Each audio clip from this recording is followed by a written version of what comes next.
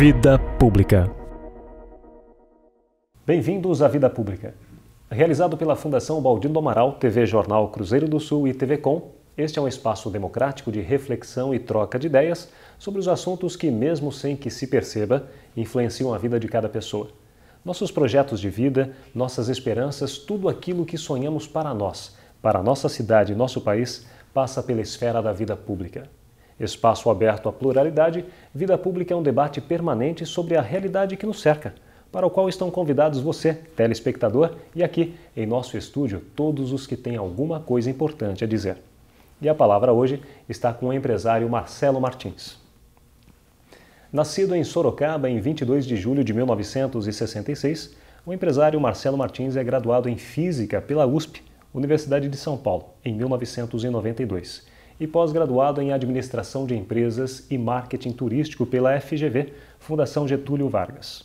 Marcelo Martins é casado com Cristina Martins e pai de Maria Eduarda Martins, que está com 9 anos. Começou a trabalhar com 14 anos na área de informática, dando aulas de programação de computadores. Foi também instrutor de paraquedismo em Sorocaba, depois migrou para a área de vendas de roupas e foi professor de Física e Química em São Paulo. Ao longo de toda essa jornada, Marcelo Martins, entre várias funções que ocupou na vida profissional, arregimentou conhecimentos suficientes até encontrar o segmento de turismo, época em que começou como guia Disney nas férias de faculdade. Hoje está à frente do grupo Monções, que congrega a Monções Turismo, com 9 lojas, a Azul Viagens, com 3 lojas, a Azul Cargo, Logística, e a Experimento, área de intercâmbio cultural. É também sócio proprietário do Hangar 51. Marcelo, muito obrigado pela participação aqui no Vida Pública. Obrigado a vocês pelo convite. Marcelo, você já tem uma experiência bastante interessante na característica do turismo. Até por ser guia Disney, né? Nas férias de faculdade, você tem um conhecimento amplo dessa área. Hoje o mercado de turismo atrai muitas pessoas, inclusive os brasileiros, que procuram conhecimentos ou viajar, enfim, ir para fora para fazer compras. Hoje, como que está esse segmento do turismo? Ele está se aquecendo cada vez mais ou isso acontece só em épocas específicas? Não, o turismo está em franca expansão no Brasil. O brasileiro descobriu que viajar é bom. Ainda há uma fatia muito pequena da população que tem o hábito de viajar. As pessoas começam a viajar cada vez mais e isso é muito bom para a indústria do turismo como um todo, principalmente na indústria do Brasil, que ainda é bastante precária. Ainda falta muito equipamento, a gente tem muito potencial no Brasil, mas faltam os equipamentos, falta a hotelaria, né, faltam aeroportos, a gente tem muito pouca infraestrutura, mas essa massa de brasileiros viajando no turismo interno, ela tem pressionado muito para que haja investimentos nessas áreas. Isso é muito positivo para o país como um todo. E realmente, viajar para o exterior é o sonho de todo mundo, e esse é um segmento que tem se facilitado muito, as facilidades de transporte, a oferta de produtos, os preços em queda, né? Isso tudo tem mantido esse mercado em franca expansão. Hoje você tem uma variedade neste segmento. Você tem turismo de negócios, turismo por intercâmbio cultural, educacional, e você tem o turismo para passeio. Hoje, nesses segmentos, como que você poderia dizer aos nossos telespectadores a questão da proporcionalidade? O turismo de lazer, ele tem sazonalidades. Então, dependendo da época do ano, ele acaba tendo uma influência maior nesse mercado. Já o turismo corporativo, né, ele é perene, o ano todo as empresas precisam viajar, a comunicação no mundo, né, é necessária, embora a gente viva nessa época de internet, de facilidades de comunicação, nada como a visita, né, uma conversa cara a cara. Então o turismo de negócios ele se mantém durante o ano todo num patamar mais ou menos equalizado. As viagens de lazer elas acabam tendo a sazonalidade, evidentemente isso em função de férias. Muitas pessoas precisam viajar apenas nas férias, quem tem filho em idade escolar acaba tendo que viajar na sazonalidade. E o turismo cultural, a parte de intercâmbio, né, é uma fatia assim, que vem crescendo muito, ainda ela é pequena no Brasil, Mas o brasileiro tem adquirido essa cultura muito rapidamente. Hoje faz parte da formação de um filho, você criar a experiência, né, global, você ter essa vivência no exterior, né? E falar a língua hoje é fundamental para qualquer área, qualquer segmento profissional, você tem que dominar pelo menos o inglês, né? E muitas pessoas perceberam isso, que pelo menos o inglês significa que tem muita gente já estudando uma segunda, uma terceira língua, e nada como a vivência, como viajar, né, para adquirir fluência no idioma. Tudo é uma bagagem cultural. Nós temos hoje, Marcelo, os brasileiros de menor renda viajando de avião. Existe essa característica, esse setor hoje está se buscando mais, quer dizer, você me falou a respeito da redução de valores, da redução de preços e às vezes o que muito emperra para o brasileiro é a questão do valor. Hoje você observa também que brasileiros com menor renda têm viajado mais ou procurado viajar mais vezes? Com certeza. Houve uma mudança, né, social no Brasil. E essas pessoas que ingressaram no mercado formal, que passaram a ter um pouco mais de acesso a produtos, elas acabam, né, primeiro os itens mais de primeira necessidade, aquela coisa de comprar uma casa, de melhorar um pouco, comprar o fogão, a geladeira, né, trocar o carro. E o lazer ele começa a vir forte nessa tendência. Né? E a viagem é uma das maneiras de lazer mais interessantes. Quando o brasileiro começou a despertar para essa questão do turismo? Quando tudo isso começou? O movimento mais forte mesmo, ele é a partir de 15 anos para cá. E vem se intensificando muito. Evidentemente que nos últimos 10 anos, com esse advento do aumento da classe C, de muito mais gente ingressando nesse mercado consumidor, houve também mais ofertas focadas nesse público. Né? Então hoje você tem realmente, é muito fácil, é muito barato viajar. Eu diria que é acessível para qualquer pessoa, desde que se programe, né? Mas planejamento, né? Fundamental. As pessoas se surpreendem muitas vezes. A pessoa que vai viajar pela primeira vez, né, ela tem uma noção de valores muito acima do mercado. A expectativa é muito interessante. Eles pensam que vai gastar muito dinheiro, que é quase impossível, e quando a pessoa vai ver, é bastante acessível, é muito fácil viajar. A gente tem o turismo local, o turismo no Brasil, ele é barato. É evidente que os resorts do Nordeste, hoje a gente tem uma competição muito grande, né, desses grandes empreendimentos que a gente tem, principalmente no Nordeste do Brasil, com os do Caribe, né, ou mesmo nos Estados Unidos, que competem diretamente em termos de valores. Mas você se surpreende que as pessoas, às vezes, aí com R$150 por mês, conseguem fazer uma viagem de uma semana indo de avião, ficando num hotel e tudo mais. Por onde começa o planejamento de uma viagem? Primeiro é a expectativa, né? O que as pessoas querem. Os interesses são bastante distintos, a gente recebe as pessoas, muitas vezes assim, eu gostaria de ter uma noção do que eu posso fazer. Então a gente procura sempre direcionar isso. O que a pessoa gosta, o que ela quer ver. Então ela quer praia, ela quer um turismo cultural, né? Eu quero conhecer outro país, né? E a partir disso, né, definir qual seria o seu objetivo e fazer uma programação financeira para viajar e poder viajar com tranquilidade. Marcelo, como a agência de turismo pode ajudar na preparação de uma viagem? A minha leitura é que é fundamental, né, que você tenha um agente de viagens. As pessoas hoje falam muito, não, é muito fácil fazer na internet, realmente é fácil. Eu costumo brincar que você pode, inclusive, se medicar na internet. Você entra lá, lê tudo sobre uma doença e acredita que aqueles são os seus sintomas. Busca um remédio parecido. Busca um remédio parecido. Mas o ideal é que você procure um médico, de preferência um médico especialista. Assim, se você tem um problema jurídico, é aconselhável que você procure um advogado. Se você vai viajar, é aconselhável que você procure um agente de viagem.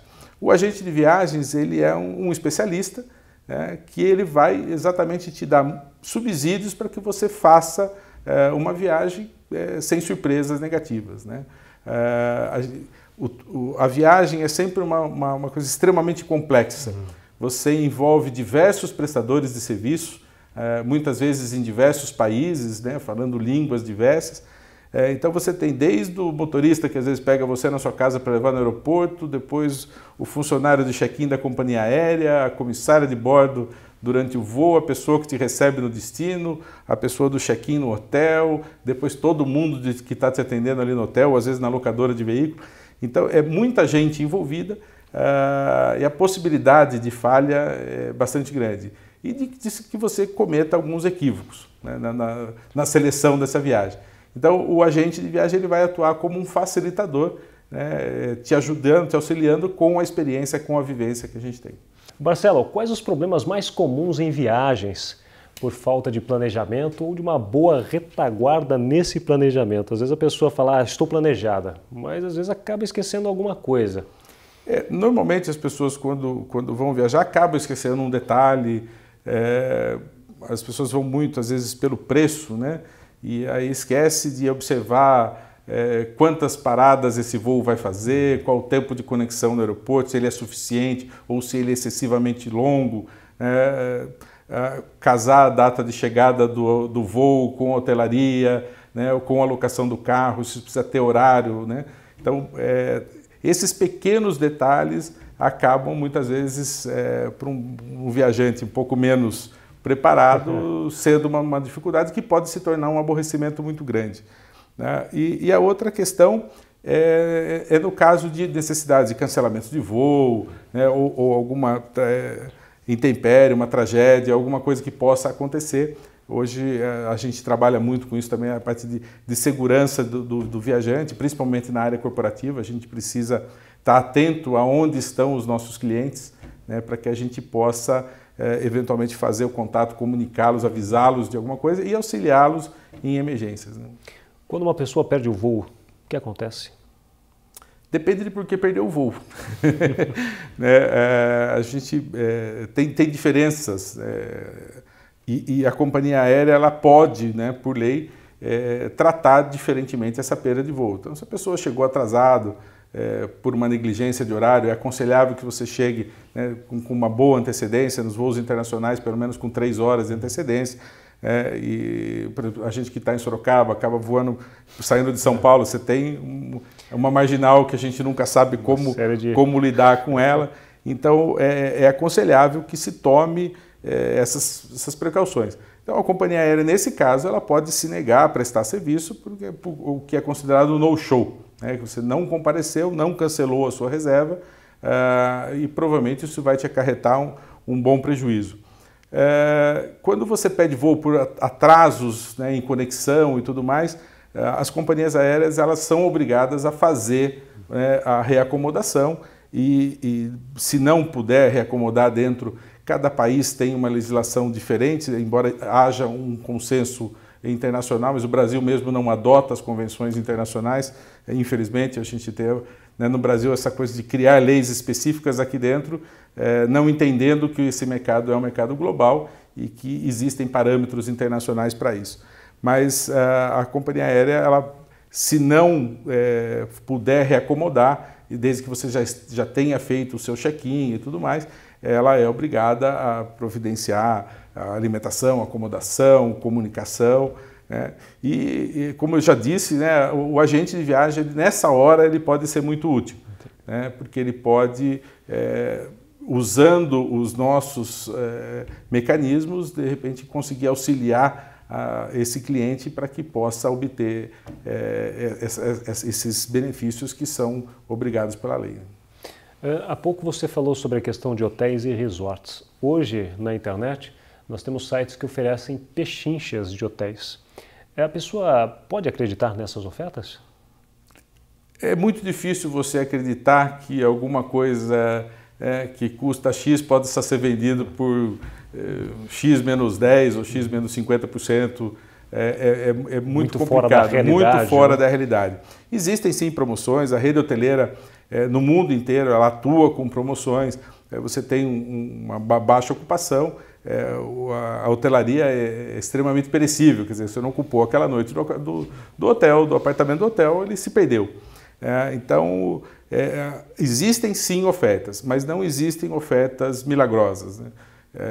Eu costumo ter um parâmetro que se passou e chegou em 10% de divergência do preço de mercado, eu desconfiaria. Já tira o pé do freio, já duvida. Dá uma olhada de por que é isso. Né? Faz um comparativo com outros hotéis, né, com outras redes hoteleiras, para ver o que eles estão oferecendo. Por que está tão barato? Né? Quer dizer, isso não é só para o turismo. Né? Isso, como meu avô já dizia, né, se a esmola é demais, o santo desconfia. É o que a gente tem que ter também, esse bom senso. Por que está tão barato? Alguma coisa pode estar equivocada. O que acontece muito, às vezes, é a pessoa, por exemplo, voos, né? A pessoa, eu vi um voo super barato na internet. Realmente existe, mas é aquela coisa que eu te falei, você sai daqui para chegar em Manaus e faz 6 escalas. Então, aí você vai ver, por que está barato? Porque é um voo que ninguém quer fazer. Que ninguém quer fazer mesmo, né? Parando em cada setor, né? Marcelo, como está hoje a proporção das viagens de turismo nacionais e internacionais? A gente tem cenários magníficos, maravilhosos no Brasil e temos também internacionais. Gostaria que você comentasse sobre essa proporção e o que está em alta entre os sorocabanos. Hoje, 70% das viagens de lazer são internacionais. A diferença de preço chega a ser muito grande, muitas vezes é muito mais barato você ir para um bom resort no Caribe do que um bom resort no Nordeste. Não é sempre que isso acontece, mas existem essas situações e também essa questão, embora a gente tenha uma pequena flutuação do dólar, né, o dólar ainda está relativamente barato, a economia nossa ainda um pouco aquecida e o dólar está num preço bastante acessível. Então você faz nessa conjunção e também da crise internacional que faz com que você tenha ofertas lá fora bastante agressivas, então a hora que você traduz para real, muitas vezes a diferença de preço é vantajoso você fazer uma viagem internacional. Lembrando que na viagem internacional você precisa levar em consideração também que você precisa levar dinheiro para gastar lá. Da moeda do país. Na moeda, né? Do país. Né? Então, mas principalmente Caribe, Estados Unidos e alguma coisa de Europa. A Europa mais com sazonalidade, os Estados Unidos o ano inteiro, a gente tem ofertas realmente fantásticas. Os preços em dólar caíram muito. Então ele está muito competitivo. O sorocabano, ainda a preferência do sorocabano é Estados Unidos. Né? Sempre Orlando e Nova York são os destinos mais procurados pelos sorocabanos. Miami também é um destino de bastante atração, mas já pede hoje para Orlando, que é o destino mais procurado. E o resto dos Estados Unidos ainda o sorocabano está descobrindo. A gente começa a perceber uma tendência de fazer cruzeiros no Caribe, né? Isso foi uma coisa bastante interessante, o brasileiro aprendeu a viajar de navio e hoje tem procurado muito, já esgotando as possibilidades, já fiz vários cruzeiros no Brasil, acaba querendo fazer viagens fora do Brasil. E realmente os cruzeiros do Caribe saindo da Flórida são muito baratos, a oferta é bastante interessante, e às vezes fica comparável a uma viagem semelhante feita aqui na costa do Brasil. Então isso é uma coisa também, uma novidade que o sorocabano está descobrindo de fazer cruzeiros internacionais. Você orienta as pessoas a comprarem a moeda durante o planejamento, a moeda do país, por exemplo, comprar o dólar antes de viajar para poder utilizar durante o... Sempre que possível, isso é bastante indicado, né? Porque você vai fazendo um planejamento, a gente sempre acaba gastando um pouco mais quando viaja do que planeja, né? Você vai encontrando uma novidade, uma coisa ou outra e acaba extrapolando um pouco no orçamento. Então, se você conseguir, né, já que você sabe, né, pretende fazer uma viagem para os Estados Unidos ou para algum outro país onde use o dólar, vamos comprar dólar, né, todo mês, vai comprando um pouquinho. Existem hoje facilidades, como são cartões de crédito, né, na verdade são cartões de débito, mas que você pode ir acumulando valores. Então você pode ir lá comprar, sei lá, $200, $100 todo mês e creditando operações do Banco Central mesmo, né, no dólar turismo, e você vai colocando como crédito nesse cartão. E chega na hora de viajar, você já tem lá o valor que você planejou gastar, isso fica bem mais fácil para você fazer suas despesas. Além do que essa facilidade do cartão, você não tem que carregar a moeda, né, o papel, por questões de segurança, fica muito melhor. Com certeza. Marcelo, a questão, me fala um pouco das outras empresas da logística, da Azul Cargo e também da intercâmbio educacional. A Azul Cargo é uma empresa de logística, de carga aérea, pertence à Azul, companhia aérea. A gente trouxe a franquia para Sorocaba já há alguns anos. a gente é um mercado que está em franca expansão. Como a gente tem um viés muito grande de turismo corporativo, né, a Business Travel uma parte bastante grande do grupo, a gente trouxe essa marca como suporte aos nossos clientes. Quer dizer, a gente já tem o cliente corporativo, a gente trouxe a logística como complemento dos nossos serviços para esses clientes. É um mercado que está em crescimento bastante acelerado. Sorocaba, né, está crescendo muito, a demanda por esse tipo de serviço de courrier, de cargas leves, também está crescendo bastante. A gente está bem satisfeito com a Azul Cargo. E a Experimento é uma franquia internacional, ela está no mundo todo, ela está nos 5 continentes, é a mais antiga empresa de turismo cultural. Nós temos cursos de absolutamente tudo. Então, desde o famoso high school nos Estados Unidos, né, que a pessoa vai fazer o colegial em algum outro país, como cursos de férias, cursos de especialização, cursos focados em algumas profissões, né? Você quer fazer o domínio da língua e também dar foco na sua profissão. A gente tem alguns países e algumas escolas que a gente tem convênios com várias universidades, até cursos de graduação, pós-graduação. Então, tudo isso a gente oferece. E é uma coisa assim, para todas as idades. A gente tem clientes que começam até antes da idade escolar, fazendo summer camp, né? Vai ficar aquela coisa de ficar 2 semanas ali para poder adquirir fluência na língua. Como também você tem executivos que muda de emprego, ele estava numa empresa americana, vai para uma empresa alemã, precisa dominar rapidamente um outro idioma. E a gente tem, então, para esses profissionais também fazerem uma atualização. É bastante ampla a gama de produtos que a gente tem. Quando a gente fala nessa coisa de intercâmbio cultural, a pessoa pensa muito naquela coisa do colegial, fora, né? Mas a gente tem curso do mundo inteiro, dos mais diversos. Como é essa história do curso colegial no high school, por exemplo? É uma coisa bastante tradicional, né? Que hoje se tornou extremamente acessível. Eu me lembro, na minha época de colegial, era coisa realmente para as pessoas de um poder aquisitivo bem elevado, era coisa, né, para poucas pessoas. Hoje, qualquer um pode estudar fora. Muitas vezes, um curso fora do Brasil ele sai mais barato do que uma escola particular aqui. Para nós encerrarmos essa questão do turismo, você também desenvolve atividade relacionada, no caso, ao Hangar 51, que é um outro segmento totalmente diferente deste, né? Queria que você falasse um pouquinho dele daqui a pouco, mas eu queria que você falasse a respeito dos animais, as pessoas que querem levar seus pets nas viagens. Hoje é possível você levar seus animais nos pets? E a partir daí eu já queria que você fizesse uma análise sobre a responsabilidade das pessoas com os animais, principalmente porque o Grupo Monções desenvolve a caminhada que já está se tornando tradicional. Hoje realmente é possível você viajar com o seu animal de estimação. Evidentemente que se você tem um animal de grande porte, né, um cachorro grande e tal, você vai ter muito mais dificuldade. É possível, mas hoje, pela legislação internacional, os animais dentro da cabine, para você viajar com ele lá no seu assento, ele tem que ter no máximo até 5 quilos, né, e aí tem algumas especificações que você tem que ter. Se for uma viagem nacional, não tem muito problema. Se for uma viagem internacional, as questões sanitárias que você tem que observar, de vacinas, de laudos de veterinário, para que você possa entrar com esse animal num outro país. Os animais de maior porte, eles têm que viajar como carga.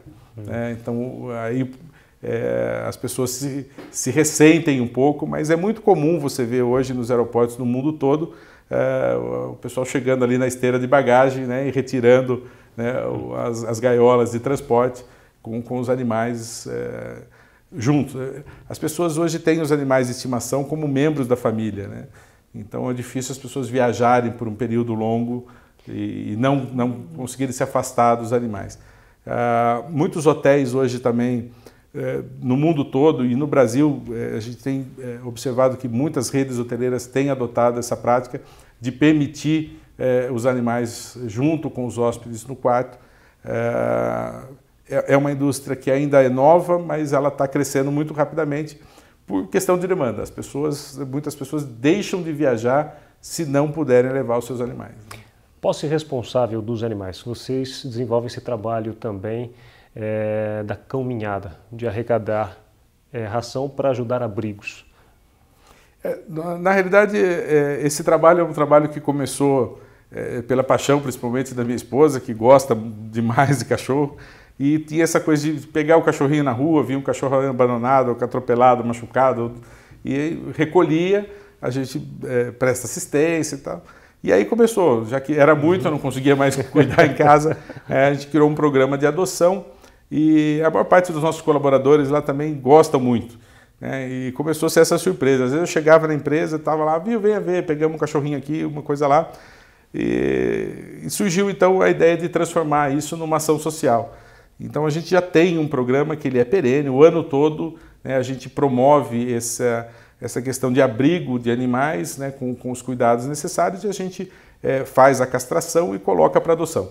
Isso é um evento que a gente faz, quer dizer, uma situação, uma atividade que a gente faz o ano inteiro. E a gente tem um evento anual, que é a caminhada. Nós passamos agora pela 3ª edição da caminhada, que foi um sucesso, que a gente resolveu fazer alguma coisa para mostrar para o público, para chamar a atenção das pessoas sobre essa questão da posse responsável, né, e principalmente dos maus tratos dos animais. E a gente usa isso como mote para arrecadar ração e alguns donativos que se revertem em medicamentos para alguns abrigos da cidade. Há muito abandono na cidade ainda, de pets? Há muito abandono. Sorocaba? Infelizmente, a gente vê constantemente, é uma situação que a prefeitura, com as zoonoses, ela tenta fazer, né, a coleta desses animais, mas é muito grande. Então você tem hoje várias ONGs, vários abrigos, tem muita gente séria trabalhando com isso, e dedicando tempo, né, e recursos, mas infelizmente a nossa capacidade de recolher os animais ainda está muito aquém do grande número de abandono. As pessoas pegam o cachorrinho, o filhotinho, né, o gatinho, muito pequeno, bonitinho, engraçado, mas ele vai crescer, ele vai exigir atenção, ele precisa de alimentação, muitas vezes de remédio, né, e um cachorro vive em média 12 anos. Quer dizer, não é um brinquedo que você... Então, se você compra um cachorrinho para o seu filho, provavelmente ele vai ter que cuidar desse cachorro até a adolescência, né? Então, isso acaba sendo um fator de abandono muito grande. Tem de ter a responsabilidade, né? As pessoas têm que pensar bem se elas estão preparadas, né, para cuidar durante esse período de um ser vivo que vai exigir uma série de cuidados. Marcelo, para encerrar, gostaríamos de sua opinião sobre a experiência científica com animais. Você que é formado em física, que tem esse pé na ciência, como vê essa questão? É uma situação realmente bastante polêmica, né?